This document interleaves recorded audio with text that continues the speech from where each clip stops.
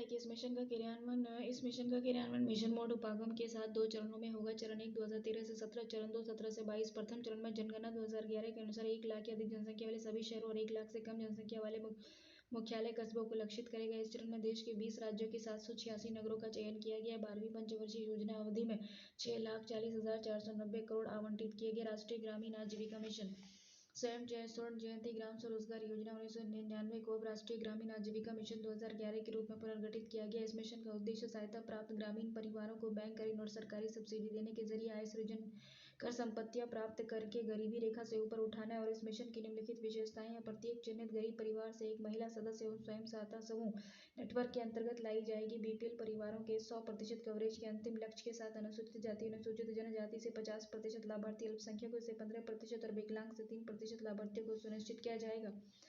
देखो, क्षमता निर्माण एवं कौशल विकास के लिए प्रशिक्षण, परिक्रामी निधि और पूंजी सब्सिडी सुनिश्चित करना। वित्तीय समावेश हो गया। ब्याज सब्सिडी का प्रावधान, पिछड़े व अगड़े का संपर्क और नवीनता का सिद्धांत। मानवीय योजनाओं में अंत तक इसके चरणबद्ध रूप से देश के सभी जिलों तक विस्तारित करने का लक्ष्य है। केंद्र और राज्य की भागीदारी 75:25 के अनुपात में पूर्वोत्तर राज्य के लिए 90:10 का होगा। राष्ट्रीय ग्रामीण रोजगार गारंटी अधिनियम 2005, इसी राष्ट्रीय ग्रामीण रोजगार गारंटी कानून, जिसे महात्मा गांधी राष्ट्रीय ग्रामीण मनरेगा के नाम से जाना जाता है, 7 दिसंबर 2005 को अधिनियमित किया गया था।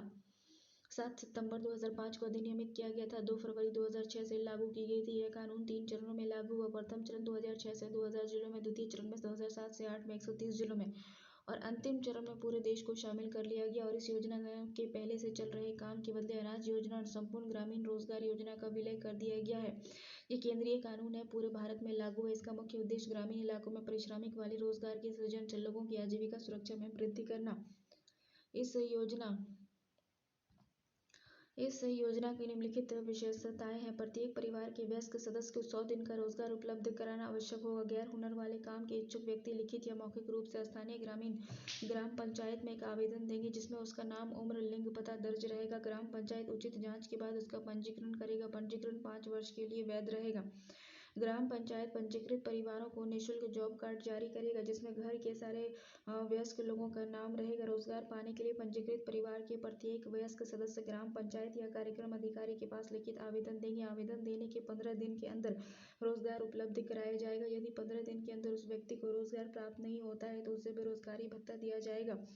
रोजगार पाने वाले में 1/3 भाग महिला होगी। रोजगार 5 किलोमीटर के दायरे में उपलब्ध कराया जाएगा। उससे अधिक दूरी होने पर 10% की दर से अधिक मजदूरी दी जाएगी। मजदूरी का भुगतान न्यूनतम मजदूरी दर पर किया जाएगा। यह भुगतान प्रत्येक सप्ताह किया जाएगा। किसी भी हालत में 2 सप्ताह के भीतर होना चाहिए।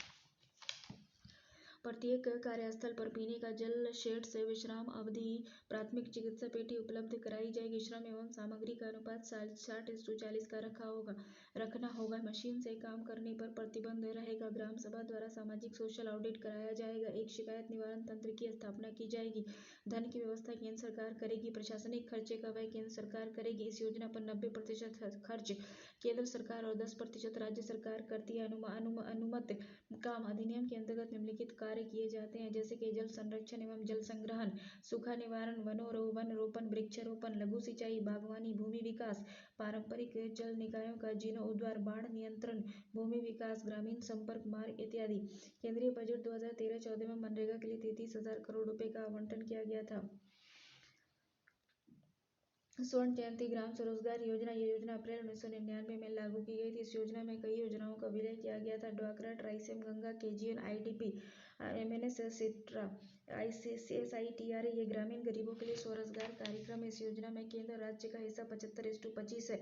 पूर्वोत्तर राज्यों के लिए 90:10 है। इस योजना का उद्देश्य सहायता प्राप्त स्वरोजगारियों को बैंक क्रेडिट और सरकारी सब्सिडी के जरिए आय सृजन आस्तियां प्रदान करते हुए गरीबी रेखा से ऊपर लाना है। स्वर्ण जयंती शहरी रोजगार योजना। यह योजना 1 दिसंबर 1997 से शुरू हुई। यह योजना शहरी निर्धनों को स्वरोजगार उद्यम को प्रोत्साहन देने और सवेतन रोजगार मुहैया कराने और उनके श्रम का सामाजिक और आर्थिक रूप से लाभप्रद सार्वजनिक परिसंपत्तियों के निर्माण के लिए प्रयोग करने के जरिए भी शहरी बेरोजगार और अल्प रोजगार निर्धनों को लाभप्रद रोजगार मुहैया कराती है। इस योजना में पूर्व से चल रही निम्न योजनाओं का विलय किया गया है। ये योजना है शहरी सूक्ष्म उद्यम स्कीम, शहरी आवास एवं आश्रम योजना, शहरी सवेतन रोजगार योजना, इंदिरा आवास योजना। यह योजना 1985-86 से लागू है। 1996 से स्वतंत्र रूप से लागू है। ये केंद्र प्रायोजित योजना है, पूरे भारत में लागू है। इस योजना के तहत ग्रामीण क्षेत्रों के अनुसूचित जाति, अनुसूचित जनजाति, बीपीएल परिवार, मुक्त बंधुआ मजदूर, गैर अनुसूचित जाति जनजाति परिवार, विधवाओं, विकलांगों के लिए आवास निर्माण सुधार हेतु वित्तीय सहायता दी जाती है। योजना में व्यय का भार केंद्र और राज्य सरकारों के द्वारा 75:25 का है। उत्तर पूर्वी राज्यों के लिए अनुपात 90:10 का है। मैदानी क्षेत्रों में 45,000 रुपये से बढ़ाकर 70,000 रुपये और पर्वतीय क्षेत्रों में 48,500 रुपये से बढ़ाकर 75,000 रुपये तक 1 अप्रैल 2013 से संशोधित कर दी गई है। 2012-13 के दौरान 30:10 लाख मकानों के वास्तविक लक्ष्य की तुलना में 25:35 लाख मकान स्वीकृत किए गए थे और 31 दिसंबर तक इतने मकानों का निर्माण हो चुका था। प्रधानमंत्री रोजगार सृजन कार्यक्रमों की एक केंद्र प्रायोजित योजना। इसकी शुरुआत 15 अगस्त 2008 को की गई थी। इसका लक्ष्य जो है वो SC/ST को 25% अनुदान दिया जाता है। प्रथम पीढ़ी के उद्यमियों के सशक्तिकरण हेतु SC/ST को 25 से 35% अनुदान दिया जाता है। प्रधानमंत्री ग्राम सड़क योजना होगी। केंद्र सरकार द्वारा ये सड़कों के निर्माण हेतु 25 दिसंबर 2000 को शुरुआत हुई थी। इसका उद्देश्य सभी पात्र संपर्क रहित ग्राम बस्तियों को प्रत्येक मौसम में संपर्क सुविधा उपलब्ध कराना था। लक्षित सार्वजनिक वितरण प्रणाली TPDS ये 1 जून 1997 से शुरू। ये प्रणाली दिल्ली और लक्षद्वीप को छोड़कर देश के सभी राज्यों और केंद्र शासित प्रदेशों में चल रही है। ये एक त्रिस्तरीय प्रणाली है। इसके अंतर्गत गरीबों को खाद्यान्न की आपूर्ति कराई जाती है। ठीक है, 35 किलो अनाज दिया जाता है गरीबों को। राष्ट्रीय ग्रामीण आजीविका मिशन हो गया। मनरेगा की सफलता के बाद अब केंद्र सरकार राष्ट्रीय ग्रामीण आजीविका मिशन की शुरुआत कर चुकी है और आजीविका मिशन के लिए ग्रामीण विकास मंत्रालय द्वारा एक टास्क फोर्स का गठन भी किया जा चुका था। इसमें बीपीएल में आने वाले प्रत्येक परिवार को स्वयं सहायता समूह से जोड़ना है, लाभार्थियों के लिए अनुदान में वृद्धि करना है, ऋण सुविधा को और सरल बनाना है, स्वयं सहायता समूह को और सशक्त करना है, इसके स्तरों उपरांत के लिए आवश्यक सुविधाएं मुहैया करानी है। देश के प्रत्येक जिले में कौशल विकास और रोजगार के अवसर उपलब्ध कराने के लिए ग्रामीण स्वरोजगार प्रशिक्षण संस्थान की स्थापना की गई है। ग्रामीण युवकों को रोजगार हेतु प्रशिक्षण दिया जाता है। ये कार्यक्रम 15 अगस्त 1979 को आरंभ किया गया था, जो समन्वित ग्रामीण विकास कार्यक्रम का एक अभिन्न अंग है। इस योजना में ग्रामीण युवकों को कुशलताओं तथा प्रौद्योगिकी से सुसज्जित करने पर जोर दिया गया है। इसमें 18-35 आयु वर्ग के व्यक्तियों को शामिल किया गया ताकि अपने रोजगार हेतु व्यवसाय शुरू कर सकें। उपयुक्त कार्यक्रमों के अलावा कुछ ऐसे कार्यक्रम हैं जो पहले से चलाए जा रहे तथा तो इन्हें नई योजना में शामिल कर लिया गया और ये समाप्त कर दिया गया। ये निम्नलिखित है। 20 सूत्री कार्यक्रम हो गया। 1975 समन्वित ग्रामीण विकास कार्यक्रम IRDP। 1980 हो गया जवाहर रोजगार योजना। 1989 प्रधानमंत्री रोजगार योजना। 1993 अन्नपूर्णा योजना। 1999 अंत्योदय अन्न योजना। 2000 काम के बदले अनाज। 2004 देखो बाल कल्याण चैप्टर है। बाल कल्याण, चाइल्ड वेलफेयर। बालकों के विकास में ही राष्ट्र का विकास निहित है। किसी भी देश का भावी कल्याण उसके बच्चों के स्वास्थ्य और कल्याण पर निर्भर है। बच्चों को अपनी आवश्यकताओं की पूर्ति के लिए माता पिता या परिवार के अन्य सदस्यों पर निर्भर रहना पड़ता है। परिवार विहीन बच्चे दूसरे के घर में नौकर के रूप में तथा संस्थाओं में शरण लेते हैं तो कई सड़कों के किनारे भटकते रहते हैं और ऐसे बालकों के लिए समाज तथा सरकार द्वारा कई कार्यक्रम चलाए जा रहे हैं जिससे उनकी स्थिति में सुधार आ सके। भारत की कुल जनसंख्या 1 अरब 21 करोड़ है, जिसमें से 15 वर्ष से कम उम्र के बच्चों का अनुपात लगभग 33% है। 6 वर्ष से कम उम्र के बच्चों का अनुपात कम से कम 13% है। बालक का अर्थ क्या होता है? बालक की परिभाषा विभिन्न विधानों के अंतर्गत भिन्न भिन्न रूप से दी गई है। भारतीय दंड संहिता के अनुच्छेद 82-83 के अनुसार आपराधिक उत्तरदायित्व निर्धारित करने की दृष्टि से 7 वर्ष और 12 वर्ष से कम आयु वाले व्यक्ति को बालक माना जाता है। बागान श्रम अधिनियम 1952 में 12 वर्ष से कम आयु वाले व्यक्ति को बालक माना जाता है। विभिन्न राज्यों द्वारा पारित दुकान वाणिज्य संस्थान और के अधिनियमों में 12 वर्ष से लेकर 14 वर्ष की आयु वाले बच्चों को बालक माना गया है। कारखाना अधिनियम 1948 के अंतर्गत 14 वर्ष से कम आयु के व्यक्ति को बालक कहा गया है। और बाल श्रम निषेध विनियमन अधिनियम 1986 में 14 वर्ष से कम आयु के व्यक्ति को बालक स्वीकार किया गया है। बाल कल्याण की परिभाषा भारतीय योजना आयोग ने बाल विकास और एवं कल्याण का अर्थ बालक के संपूर्ण कल्याण से लगाया है। इसके अंतर्गत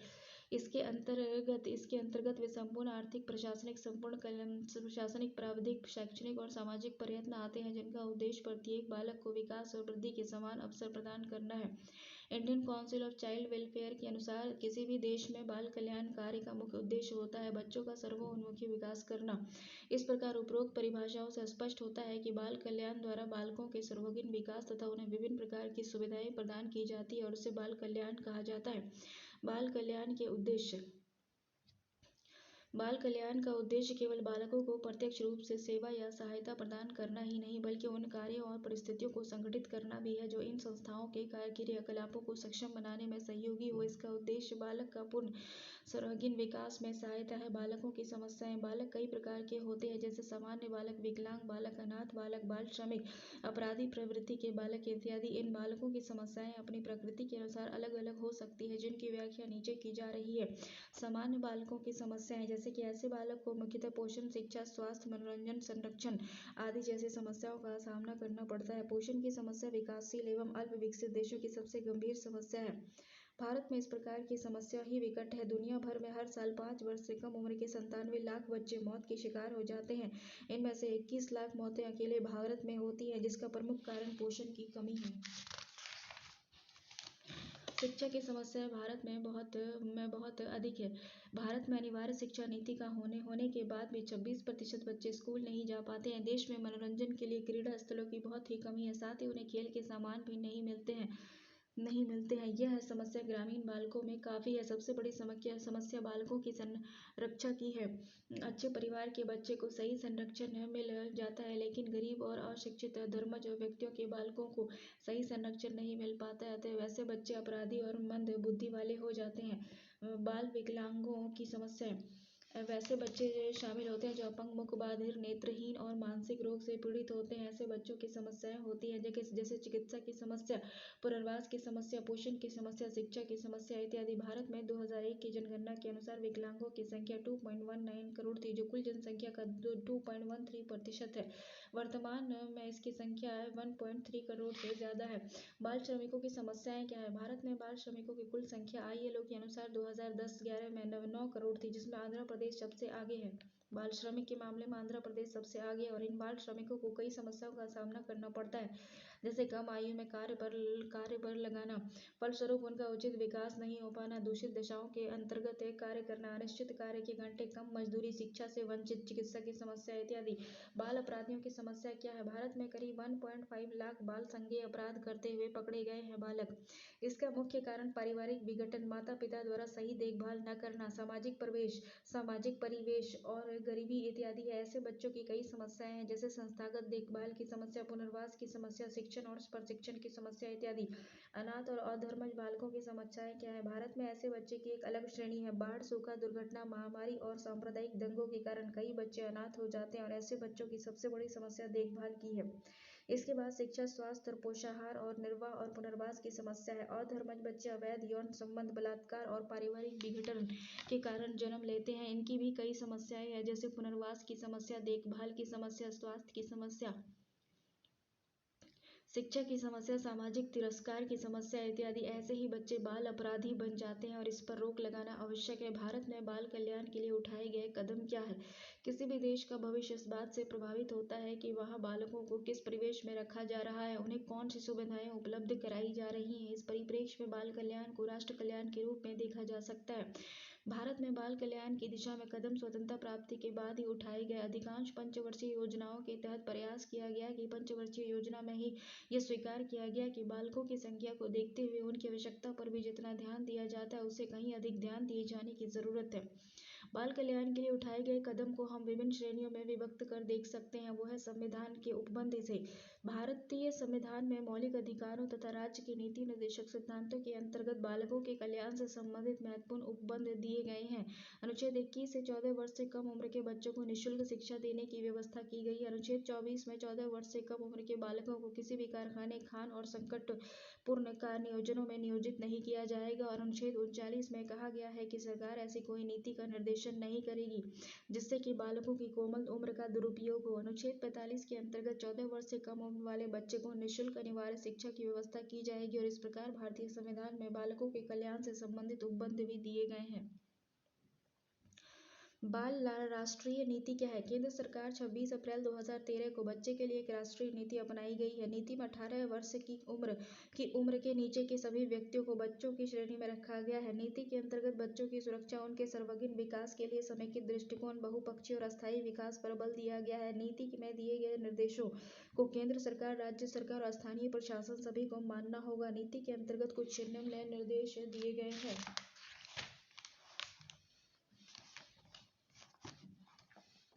प्रत्येक बच्चों को जीने का, जीवन जीने का और विकास, शिक्षा, सुरक्षा और हिस्सेदारी का अधिकार है। बिना किसी भेदभाव के सभी बच्चों को समान अधिकार, बच्चों से संबंधित सभी कार्यों और निर्णयों में बच्चों के हितों को प्राथमिकता और बच्चों के सर्वांगीण विकास के लिए अनुकूल पारिवारिक वातावरण नीति को प्रभावी ढंग से लागू करने के लिए राष्ट्रीय कार्य योजना विकसित की गई है और एक राष्ट्रीय समन्वय और कार्य बल भी गठित किया जाएगा जो कि नीति के अंतर्गत किए गए प्रावधानों को प्रभावी रूप से क्रियान्वित करेगा। राज्य और जिला स्तर पर इसी तरह के समन्वय और कार्य दल गठित करने की योजना है। हर 5 वर्ष के बाद समीक्षा की जाएगी और महिला और बाल कल्याण मंत्रालय नीति में कार्यान्वयन करने वाली नोडल एजेंसी होगी।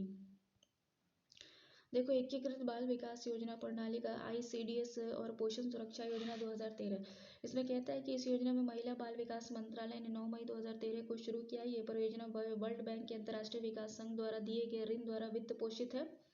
ICDS जो है ये वर्ल्ड बैंक के अंतर्राष्ट्रीय विकास संघ द्वारा दिए गए ऋण द्वारा वित्त पोषित है और इस परियोजना को मौजूदा एकीकृत बाल विकास योजना के तौर पर अधिकृत, प्रभावी और बेहतर बनाने के लिए शुरू किया गया था। और इस योजना के 4 प्रमुख घटक है।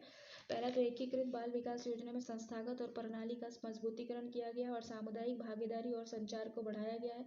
बहुपक्षीय पोषण और परियोजना प्रबंधन, तकनीकी सहायता और निरीक्षण और मूल्यांकन पर बल दिया गया। इस परियोजना को 8 राज्य जैसे बिहार, छत्तीसगढ़, मध्य प्रदेश, झारखंड, महाराष्ट्र, राजस्थान, उत्तर प्रदेश, आंध्र प्रदेश, 162 जिले में जहां अति कुपोषित बच्चे हैं वहां लागू की जाएगी। 2 राज्य उड़ीसा और उत्तराखंड में चुने हुए जिलों में और शहरी इलाकों में दिल्ली और उसके आसपास की योजनाओं में क्रियान्वित किया जाएगा। इस परियोजना का 7 वर्षों के दौरान कुल व्यय 2,933 करोड़ रुपया था।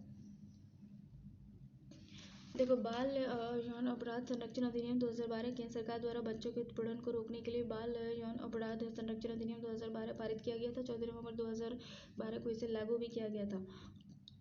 इस कानून में 18 वर्ष से कम उम्र के सभी लोगों को बच्चों की श्रेणी में रखा गया और इसमें लिंग के आधार पर कोई भेदभाव नहीं किया गया है, इसलिए ये बच्चे और बच्चियों को एक समान संरक्षण देता है। और इस कानून में यौन हमले, यौन उत्पीड़न और अश्लीलता के अपराधों से बच्चों को संरक्षण का प्रावधान है। कानून में अपराध की गंभीरता के अनुसार अलग अलग समय के लिए साधारण से सक्षम कारावास की सजा का प्रावधान है। इसके अलावा जुर्माने का भी प्रावधान है जिसके बारे में फैसला अदालत करेगी। अगर ये अपराध सुरक्षा बल का सदस्य, पुलिस अधिकारी या सरकारी कर्मचारी करता है तो उसे ज्यादा गंभीर माना जाएगा। कानून में ऐसे अपराध के लिए विशेष अदालत के गठन का प्रावधान है और इसमें निम्न विशेषताएं हैं। बच्चों का साक्ष्य 30 दिन के अंदर दर्ज किया जाएगा। पुलिस को शिकायत मिलने के 24 घंटे के अंदर प्रभावित बच्चे को आश्रय या गृह नजदीकी अस्पताल में दाखिला कराना होगा। जहां तक संभव हो विशेष अदालत 1 वर्ष में सुनवाई पूरी करेगी। राजीव गांधी किशोरी अधिकारिता योजना सबला योजना है। ये केंद्र प्रायोजित योजना है। ये 11 से 18 वर्ष आयु वर्ग के किशोरियों को सही मानसिक और शारीरिक विकास में मदद मिलेगी। इस योजना के तहत लक्षित किशोरियों को जो सेवाएं उपलब्ध कराई जाएंगी उनमें रियायती दर पर पौष्टिक आहार शामिल है। इस योजना को पायलट आधार पर भारत के 200 चुनिंदा जिलों में शुरू किया गया था। उसके बाद से ये इसका एकीकृत बाल सुरक्षा योजना महिला और बाल विकास मंत्रालय ने 2009-10 के लिए एक एकीकृत बाल सुरक्षा योजना के नाम से शुभारंभ किया था। इस योजना का उद्देश्य मुसीबत में फंसे बच्चों के कल्याण में योगदान देना और बच्चों के उत्पीड़न, तिरस्कार, शोषण, परित्याग, माता पिता से बिछड़ने वाली संवेदनशील स्थितियां और कार्य को रोकना है। बच्चों के लिए मुफ्त एवं अनिवार्य शिक्षा अधिनियम 2010, इस अधिनियम में केंद्र सरकार ने 2009 में पारित किया था और 1 अप्रैल 2010 में इसको लागू किया। इस कानून में 6 से 14 वर्ष के बच्चे के लिए मुफ्त और अनिवार्य शिक्षा का प्रावधान किया गया है और इसमें केंद्र राज्य का हिस्सा जो है, इसमें राज्यों का खर्च 65 और 35 के अनुपात में है। पूर्वोत्तर राज्यों के लिए 90:10 रखा गया है। इसमें कमजोर वर्ग के बच्चों के लिए 25%, निजी स्कूल सहित सभी विद्यालय में आर्थिक रूप से कमजोर वर्गों के बच्चों के लिए 25% सीटें आरक्षित रखने का प्रावधान किया गया है। इस अधिनियम के अधिसूचित होने के बाद लक्षित आयु वर्ष के सभी बच्चों को मुफ्त और अनिवार्य शिक्षा देना सरकार की जिम्मेदारी होगी। इसके लिए प्रत्येक बसावट के नेबरहुड में स्कूल उपलब्ध कराना सरकार का दायित्व होगा और इसमें 1 से 5 तक किलोमीटर के दायरे में 1 से 5 किलोमीटर के दायरे में तथा 6 से 8 तक के 3 किलोमीटर के दायरे में स्कूल को नेबरहुड स्कूल के रूप में परिभाषित किया गया है। ठीक है, छोटी छोटी बसावटों के आसपास नेबरहुड स्कूल नहीं है, वहाँ स्कूल आने जाने के लिए आवागमन की सुविधा दी जाएगी। बालकों के लिए राष्ट्रीय नीति क्या है? भारत में 1974 में बालकों के लिए एक राष्ट्रीय नीति की घोषणा की गई थी जिसका उद्देश्य था कि बालकों के संपूर्ण शारीरिक, मानसिक, सामाजिक विकास हेतु बच्चे के जन्म के पूर्व एवं पश्चात वृद्धि के दौरान उपयुक्त सेवाएं उपलब्ध कराई जाएंगी। जिसमें सभी बच्चों को व्यापक स्वास्थ्य कार्यक्रम के अंतर्गत लाया गया। 14 वर्ष से कम आयु के बच्चों को निःशुल्क शिक्षा की व्यवस्था की गई और 14 वर्ष से कम आयु वाले बच्चों को खतरनाक कामों पर लगाने से प्रतिबंधित किया गया। विद्यालय, स्वास्थ्य केंद्रों और सामुदायिक भवनों में बालकों को खेलने के लिए सामग्री की व्यवस्था की गई और बालकों को पोषण सेवाएं उपलब्ध कराने हेतु कार्यक्रम चलाया जा रहा है। एकीकृत बाल विकास सेवा स्कीम क्या है? ये केंद्र प्रायोजित योजना थी, 1975 में शुरू की गई थी। 6 वर्ष से कम उम्र के बच्चे और गर्भवती को स्तनपान कराने वाली माताओं को पौष्टिक आहार, स्तर में सुधार लाने के लिए किया गया था। बच्चों के समुचित मनोवैज्ञानिक, शारीरिक और सामाजिक विकास की नींव डालना, बाल मृत्यु दर, कुपोषण, स्कूली शिक्षा, अधूरी बच्चों की दर में कमी लाना था, बाल विकास को बढ़ावा देना, शिक्षा की समुचित व्यवस्था करके स्वास्थ्य और पोषाहार, माताओं और बच्चों के स्वास्थ्य और पोषाहार संबंधी जरूरतों की देखरेख करना। किशोर बालिकाओं के लिए पोषण कार्यक्रम था। महिला और बाल विकास मंत्रालय ने 5-6 में 51 जिलों में पायलट योजना शुरू की थी। इस योजना के तहत कुपोषित किशोरियों को प्रति माह 6 किलोग्राम अनाज दिया जाता था। कामकाजी बच्चों की आवश्यकता के अनुसार उनकी देखरेख और संरक्षण संबंधी कल्याण कार्यक्रम। ये योजना 2005 में लागू की गई थी। योजना का उद्देश्य कामकाजी बच्चों को जिन्हें किसी कारणवश पढ़ाई छोड़ दी है, शिक्षा ग्रहण नहीं कर सके हैं, उन्हें अनौपचारिक शिक्षा, व्यावसायिक प्रशिक्षण मुहैया कराना है, जिससे वे दोबारा मुख्यधारा में पुनः प्रवेश कर सके ताकि उनके भविष्य में शोषण न हो सके। सर्व शिक्षा अभियान 2002 में शुरू किया गया था। इस अभियान का उद्देश्य था कि 6 से 14 वर्ष के सभी बच्चों को 2007 तक प्राथमिक शिक्षा पूरी कर लें। 6 से 14 वर्ष के बच्चे के सभी बच्चों को 2010 तक 8 वर्ष के विद्यालय पूरी कर लें। 2010 एक समान शिक्षा प्रणाली शुरू की। धन लक्ष्मी योजना, उसमें कहता है कि महिला और बाल विकास मंत्रालय ने 2008 में इस योजना की शुरुआत की थी। इसमें जो था, निम्न परिस्थितियों में बालिका के परिवारों को नगद राशि दी जाती थी और जन्म के पंजीकरण पर, टीकाकरण की प्रगति पर तथा टीकाकरण पूरा होने पर विद्यालय में दाखिला लेने पर 8 तक धनराशि देती है सरकार और शेष धनराशि 18 वर्ष की आयु में दी जाती है। इसके अलावा 1 लाख का बीमा कवर भी उपलब्ध कराया जाता है। कन्या शिशु को बचाए रखने के लिए, उन्हें शिक्षा देने के लिए परिवारों को वित्तीय सहायता उपलब्ध कराई जाती थी। आंगनबाड़ी केंद्र हो गया। इसके तहत ग्रामीण और शहरी क्षेत्र में जनसंख्या के आधार पर आंगनबाड़ी केंद्र खोला गया। इसमें सेविका और सहायिका की नियुक्ति की गई। इसके माध्यम से बच्चों को पोषण आहार और शिक्षा की व्यवस्था की जाती है। विकलांग बच्चों के लिए कल्याण कार्यक्रम है। विकलांग व्यक्ति अधिनियम हो गया।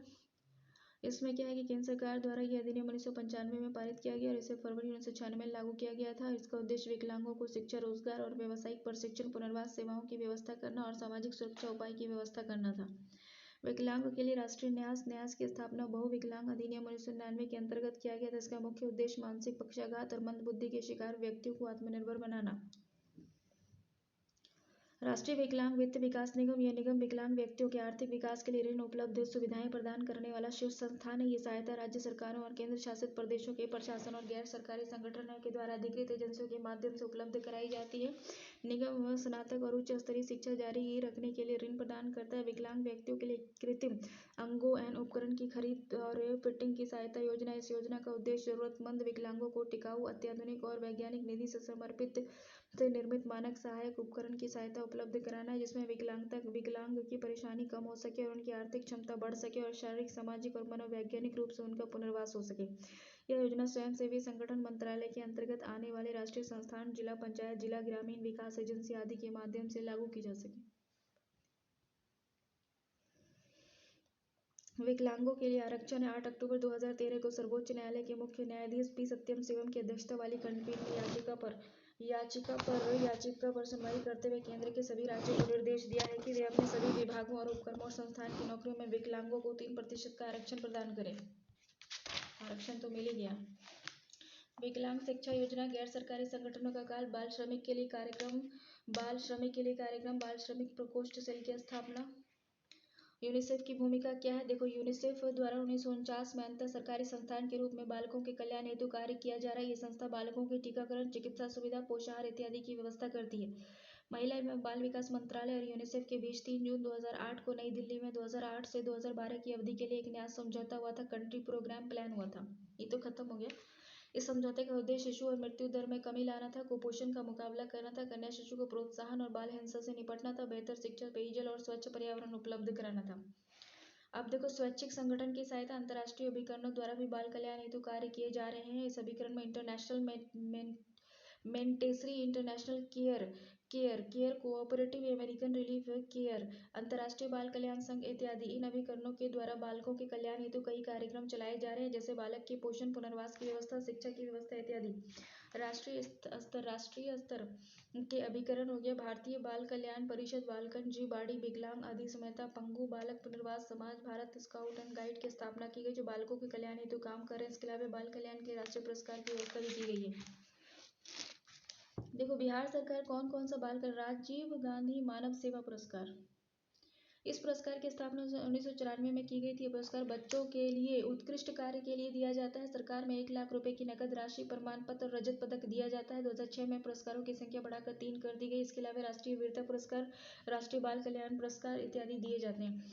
बिहार सरकार की बाल कल्याण हेतु कार्यक्रम क्या क्या है? बिहार सरकार द्वारा बालकों के कल्याण हेतु कई प्रकार के कार्यक्रम चलाए जा रहे हैं। ये कार्यक्रम निम्नलिखित है: मुख्यमंत्री बालिका पोशाक योजना, मुख्यमंत्री साइकिल योजना, तालीमी मरकज और हुनर कार्यक्रम।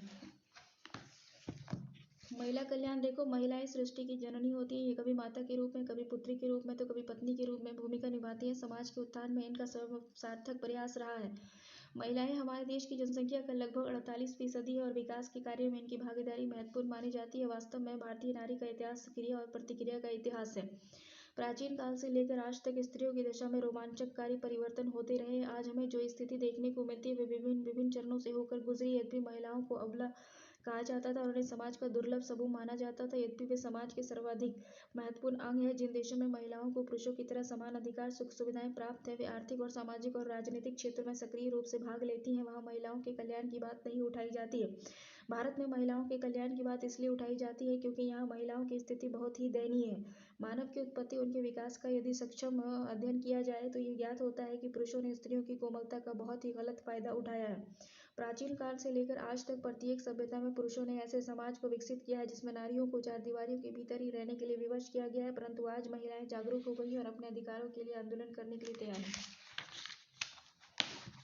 प्राचीन काल में महिलाओं की स्थिति सम्मानजनक थी, उन्हें धार्मिक अनुष्ठानों में वरीयता दी जाती थी। वैदिक काल में महिलाओं को समाज में विशिष्ट रूप से सम्मानजनक स्थान प्राप्त था, उन्हें पुरुषों के समान सामाजिक, आर्थिक, राजनीतिक और धार्मिक अधिकार प्राप्त थे। मुगल काल में महिलाओं की स्थिति दयनीय हो गई, इस तरह इनका तरह तरह से शोषण होने लगा, उन्हें उपभोग की वस्तु समझा जाने लगा। ब्रिटिश शासन काल में देश में महिलाओं की स्थिति अत्यंत खराब हो चुकी थी। देश में कई भागों में सती प्रथा, दहेज का प्रचलन था, लेकिन अंग्रेजों के आने से भारतीय समाज पर पाश्चात्य सभ्यता का गहरा प्रभाव पड़ा। कई भारतवासियों को विदेशों में जाकर शिक्षा प्राप्त करने का मौका मिला। विदेशों में महिलाओं को समाज में ऊंचा स्थान प्राप्त था। ब्रिटिश शासनकाल में महिलाओं की दशाओं में सुधार के लिए कई प्रयास किए गए। सती प्रथा का अंत किया गया, शिक्षा की व्यवस्था की गई, दहेज अधिनियम बनाया गया इत्यादि। महिलाओं की स्थिति में सुधार लाने में समाज सुधारक जैसे राजाराम मोहन राय, ईश्वरचंद विद्यासागर रानडे, दयानंद सरस्वती, स्वामी विवेकानंद, एनी बेसेंट, महात्मा गांधी, कई अन्य व्यक्तियों का योगदान उल्लेखनीय है। वर्तमान में देखा जाए तो भारतीय महिलाओं की स्थिति में काफी सुधार हुआ है। आज महिलाएं आत्मनिर्भर बनती जा रही हैं, आर्थिक, सामाजिक, राजनीतिक क्षेत्र में महत्वपूर्ण भूमिका निभा रही हैं। उदाहरण के लिए श्रीमती इंदिरा गांधी, किरण बेदी, सोनिया गांधी, मायावती, जयललिता इत्यादि। आज समाज बदल चुका है, फिर भी महिलाओं की दशाएं अन्य विकसित देशों की अपेक्षा बहुत ही दयनीय है, अतः और सुधार की आवश्यकता है। देखो महिला कल्याण का अर्थ क्या है? महिला कल्याण समाज कार्य का वह क्षेत्र है जिसके अंतर्गत वे सब कार्यक्रम आ जाते हैं जो महिलाओं की विशेष समस्याओं के निवारण, उनके पिछड़ेपन को दूर करने तथा उनके आर्थिक और सामाजिक स्तर और स्थिति को उन्नत करने के दृष्टिकोण से आयोजित किए जाते हैं। आर्थिक पराधीनता से स्वतंत्रता और सामाजिक रूढ़ियों और परंपराओं से मुक्त और सामाजिक संरचना में परिवर्तन और पुनर्गठन महिला कार्यक्रम के मुख्य पक्ष हैं। महिला कल्याण की निम्नलिखित परिभाषाएं दी जाती है। फ्रेडलैंडर के अनुसार महिलाओं की समस्याओं को दूर या समाप्त कर उन्हें बेहतर जीवन से संबंधित संगठित ढंग से किया गया सेवा को ही महिला कल्याण कहा जाता है। महिला कल्याण का उद्देश्य क्या है? महिला कल्याण के निम्नलिखित उद्देश्य हैं, जैसे कि महिला कल्याण कार्यक्रम का एक मुख्य उद्देश्य उनकी उस खोई स्थिति को फिर से समाज में प्रतिस्थापित करना है जो उनको पुरातन वैदिक काल में प्राप्त थी। उनको आदर, सम्मान, एकता और समानता प्रदान करना है जो हमारे संविधान में अंकित राज्य के नीति निर्देशक सिद्धांतों का भी एक महत्वपूर्ण अंग है। दूसरा उद्देश्य राष्ट्रीय विकास में इनकी भूमिका और स्थान से संबद्ध है। महिला कल्याण कार्यक्रम द्वारा उनके विकास और योगदान के ऐसे अवसर उपलब्ध कराना है जिनके द्वारा वे राष्ट्रीय विकास की मुख्य धारा का आंतरिक अंग बनकर राष्ट्रीय विकास में अपना योगदान दे सके। जैविकीय दृष्टिकोण से भी महिलाओं की अपनी विशेष स्थिति और समस्याएं होती है। भावी माताओं और बालकों को दूध पिलाने वाली माताओं की देखभाल, सुरक्षा का कार्यक्रम भी महिला कल्याण का एक आवश्यक अंग है। इन महिलाओं को उपयुक्त और पर्याप्त आहार, स्वास्थ्य, मातृत्व कल्याण सेवाओं को उपलब्ध कराना जिससे उनके स्वास्थ्य और बालकों के स्वास्थ्य स्तर को ऊंचा उठाया जा सके, महिला कल्याण का एक मूल लक्ष्य रहा है। महिलाओं की समस्याएं क्या है? भारत को स्वतंत्र हुए 66 साल बीत चुके हैं, फिर भी महिलाओं की स्थिति में उतना सुधार नहीं हुआ है जितना होना चाहिए। आज भी महिलाएं पुरुष की तुलना में शैक्षणिक, आर्थिक, सामाजिक और राजनीतिक दृष्टि से पिछड़ी हुई है। महिलाओं की समस्याओं पर प्रकाश डाला जाए तो अलग अलग क्षेत्रों की महिलाओं की अलग अलग समस्याएं हैं जो निम्नलिखित है। महिलाओं की सामान्य समस्याएं क्या है? निम्नलिखित सामाजिक परिस्थितियां हो गया। भारत में महिलाओं की स्थिति पुरुषों की तुलना में निम्न रही है। सामान्यतः इसे पुरुषों के निर्देशानुसार काम करना पड़ता है और अपनी आवश्यकताओं की पूर्ति के लिए उन पर निर्भर रहना पड़ता है। पितृसत्तात्मक परिवार में स्त्रियों की स्थिति भी निम्न होती है। शिक्षा निरक्षरता, आर्थिक और सामाजिक निर्भरता और परंपरागत प्रतिबंधों के कारण आज भी महिलाओं को समाज में वह स्थान प्राप्त नहीं है जो पुरुषों को है। शिक्षा एवं साक्षरता की समस्या देखो, स्वतंत्रता के बाद भारत में महिलाओं के शैक्षणिक सुधार के कई कार्यक्रम चलाए गए, फिर भी महिलाओं में शिक्षा और साक्षरता की समस्या बनी हुई है। भारत की जनसंख्या कुल साक्षरता दर 2011 की जनगणना के अनुसार 74.4% थी, जिसमें से महिलाओं का हिस्सा 65.4% है। इससे स्पष्ट होता है कि आज भी लगभग 35% महिलाएं अशिक्षित हैं। पोषाहार एवं स्वास्थ्य की समस्या, भारतीय महिलाओं में पोषण एवं स्वास्थ्य की समस्या एक गंभीर समस्या है। महिलाएं आर्थिक रूप से कमजोर होती हैं, फलस्वरूप वे अपने स्वास्थ्य पर आवश्यकता अनुसार खर्च नहीं कर पाती हैं। महिलाओं को सामान्य स्वास्थ्य के अतिरिक्त प्रसूति, प्रजनन, कुपोषण की विशेष समस्याओं का भी सामना करना पड़ता है। आर्थिक निर्भरता की समस्या, हमारे देश में महिलाएं अपने जीवन निर्वाह और पुरुषों पर आश्रित रहती हैं। व्यवहारिक रूप से उन्हें पैतृक संपत्ति में उन्हें हिस्सा नहीं दिया जाता है। परंपरा से कई श्रेणियों की महिलाओं पर घर से बाहर जाकर काम करने पर प्रतिबंध लगा रहता है। ग्रामीण परिवेश की महिलाओं को चौखट के बाहर नहीं निकलने दिया जाता है। खेती तथा कुछ व्यवसायों को छोड़कर अन्य आर्थिक क्रियाकलापों में उनकी संख्या बहुत तेजी से कम है। 2011 की जनगणना के अनुसार 25% महिलाएं कार्यरत थी, जिसमें बहुत महिलाएं अल्पकालीन नियोजित थी। देखो, लैंगिक भेदभाव की समस्या भी है, जैसे कि भारत में आज भी महिला और पुरुषों के बीच लिंग के आधार पर भेदभाव देखने को मिलता है। महिलाओं की अपेक्षा पुरुषों को अधिक वरीयता दी जाती है। स्कूल, कॉलेज, पढ़ाई करना अथवा किसी फंक्शन में इसमें हाथ बटाना इत्यादि में महिलाओं के साथ लिंग के आधार पर भेदभाव किया जाता है। निराश्रित और परित्यक्त महिलाओं की समस्याएं क्या है? भारत में विधवा पति और त्यागी पत्नियों और विधवाओं और निराश्रित और तलाकशुदा महिलाओं को कई प्रकार की समस्याओं का सामना करना पड़ता है।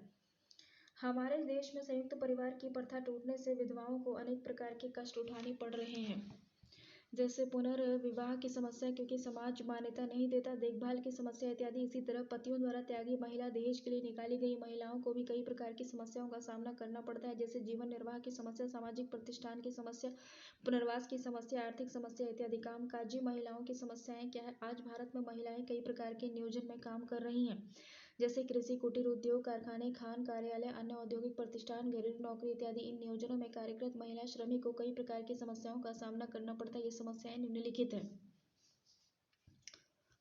दोहरे काम की समस्या, नौकरी के बाद घरेलू कार्य करना। दोहरे काम की समस्या, नौकरी के बाद घर में काम करना। निम्न मजदूरी की समस्या, आज भी भारत में मजदूरी से संबंधित कई कानून बने हैं, फिर भी महिलाओं को नियोजक कम मजदूरी देते हैं। कार्य की कठिन दशाओं की समस्या, कई नियोजक ने महिलाओं से कठिन एवं खतरनाक काम कराए जाते हैं। प्रसूति से उत्पन्न समस्या, महिला श्रमिक को प्रसूति की अवधि में वेतन में प्रसूति हित लाभ की आवश्यकता होती है, लेकिन नियोजक स्थिति में महिला श्रमिक को काम से हटा देते हैं और प्रसूति लाभ से वंचित कर देते हैं।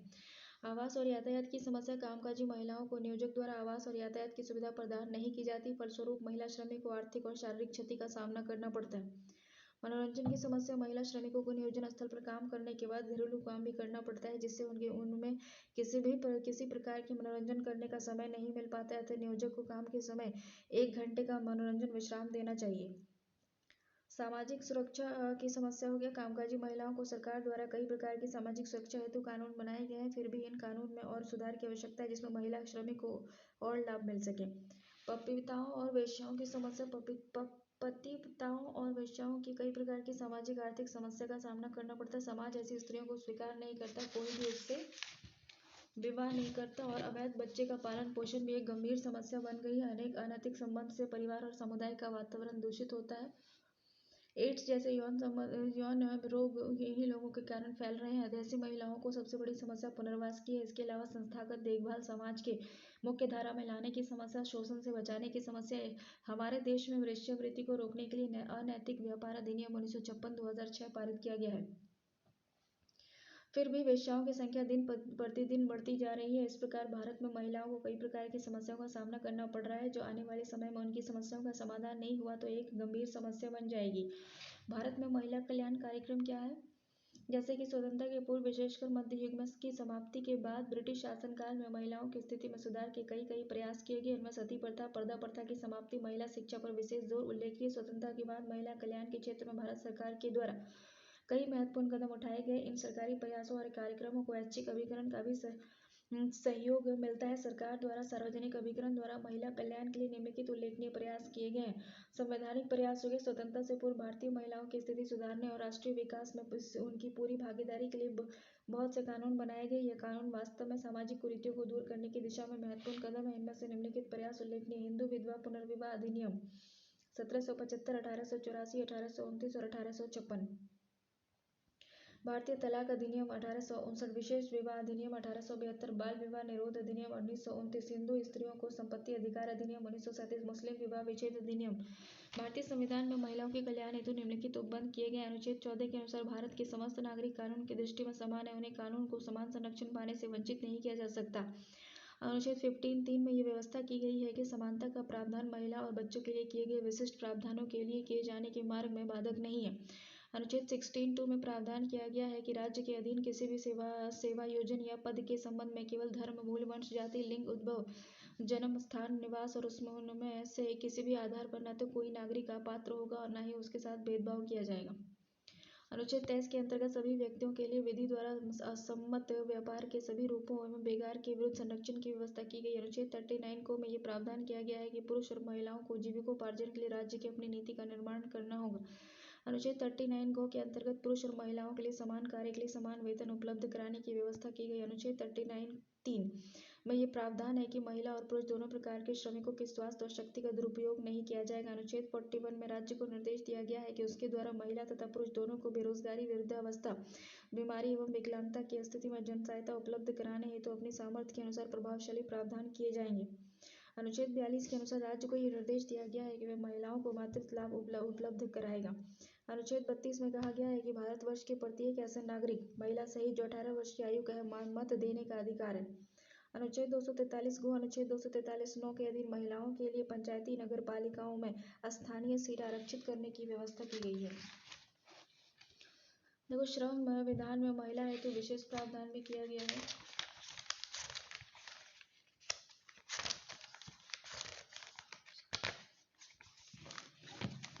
तो श्रम विधान में महिलाओं को विशेष प्रावधान है। कारखाना अधिनियम 1948 में महिलाओं को हानिकारक और खतरनाक प्रक्रियाओं में लगाने और रात्रि 7 बजे से लेकर प्रातः 5 बजे के मध्य नियोजित करने पर प्रतिबंध लगाया गया है। इसके अतिरिक्त महिलाओं के लिए पुरुषों से अलग शौचालय, मूत्रालय बनाने की व्यवस्था की गई। जिस योजना में 30 या अधिक महिलाएं नियोजित है, वहां पर शिशु गृह स्थापित करने का प्रावधान है। खान अधिनियम 1952 में खान के अंतर्गत महिलाओं को शाम 7 बजे से लेकर सुबह 6 बजे के मध्य खान के किसी भी भाग में या जमीन के नीचे काम करने पर प्रतिबंध लगाया गया है। हिंदू विवाह अधिनियम 1955 में पति पत्नी दोनों को ही विवाह विच्छेद के मुकदमे के दौरान अनुरक्षण के रूप में धनराशि की मात्रा उपलब्ध कराने की व्यवस्था की गई है। मातृत्व हित लाभ अधिनियम 1961 में प्रावधान है कि यदि कोई महिला श्रमिक किसी संस्थान में एक कैलेंडर वर्ष में 70 दिन तक काम कर चुकी है तो उसे मातृत्व हित लाभ प्रदान किया जाएगा। ये लगभग 26 सप्ताह का होगा। 12 सप्ताह प्रसव पूर्व और 12 सप्ताह 16 सप्ताह प्रसव उपरांत और 3500 रुपये मेडिकल बोनस दिया जाएगा। समान परिश्रमिक अधिनियम 1976, इस अधिनियम में महिला श्रमिक पुरुष श्रमिक के बराबर एक समान कार्य करने पर समान वेतन के अधिकारी होंगे। साथ ही नियुक्ति पदोन्नति में कोई भेदभाव नहीं किया जाएगा। कार्यस्थल पर महिला उत्पीड़न से संरक्षण अधिनियम 2013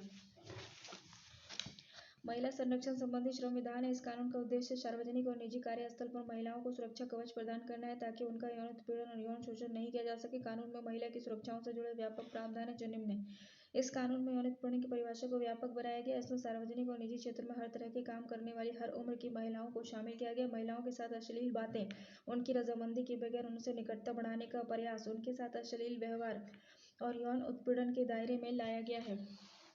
दुष्कर्म के कारण पीड़ित महिला की मौत होने पर दोषी को आजीवन कारावास और मृत्युदंड दिया जा सकता है। साथ ही ऐसे मामले में 20 साल की न्यूनतम सजा निर्धारित की गई है। महिलाओं के साथ अश्लील व्यवहार करने, उनके कपड़े फाड़ना, उनका पीछा करना जैसी हरकतों को अपराध माना गया है। वहीं अश्लील इशारे करने पर सजा को 1 वर्ष से बढ़ाकर 3 वर्ष किया गया है। इस कानून के तहत जहां हर जिले के जिलाधिकारी के लिए एक क्षेत्रीय शिकायत समिति के अनिवार्य रूप से गठन का प्रावधान किया गया है, वहीं नियोजक को यौन उत्पीड़न का मामला सामने आने पर एक आंतरिक समिति गठन करने का दायित्व सौंपा गया है, जिसमें सिविल कोर्ट के समक्ष अधिकार प्राप्त होंगे। समिति के सदस्य की संख्या कम से कम 10 होगी। मैरिटल रेप को भी इस कानून के दायरे में लाया गया है। अलगाव के समय पत्नी के साथ बलात्कार की सजा अधिकतम 7 वर्ष और न्यूनतम 2 वर्ष होगी। आपराधिक कानून संशोधन अधिनियम 2013। निर्भया रेप केस 16 दिसंबर 2012 की घटना के बाद जन दबाव में वर्मा समिति का गठन किया गया और समिति की सिफारिश के आधार पर 3 अप्रैल 2013 को यह कानून पारित किया गया। इस अधिनियम का मुख्य उद्देश्य महिलाओं को अपराधियों से बचाने के लिए सुरक्षा प्रदान करना है। इस अधिनियम में निम्न विशेषताएं हैं। अगर कोई लड़का नाबालिग लड़की के साथ सेक्स करता है तो पहले वह संबंध लड़की की सहमति से बना हो, लेकिन उसे बलात्कार माना जाएगा, चाहे लड़का बालिग हो या नाबालिग। लेकिन अगर वही लड़का शादी करके किसी नाबालिग लड़की के साथ सेक्स करता है तो बलात्कार की श्रेणी में नहीं रखा जाएगा। इस स्थिति में 18 साल से कम उम्र वाले लड़के को 1 साल का ऑब्जर्वेशन पीरियड मिलेगा। अगर उसने दोबारा ऐसी हरकत की तो उसको कड़ी सजा दी जाएगी और इसकी सहमति से 18 वर्ष निर्धारित की गई। यदि कोई पब्लिक सर्वेंट जैसे कि विधायक संसद के विरुद्ध बलात्कार का मामला दर्ज होता है तो कार्रवाई के लिए सरकार की अनुमति लेना जरूरी नहीं होगा।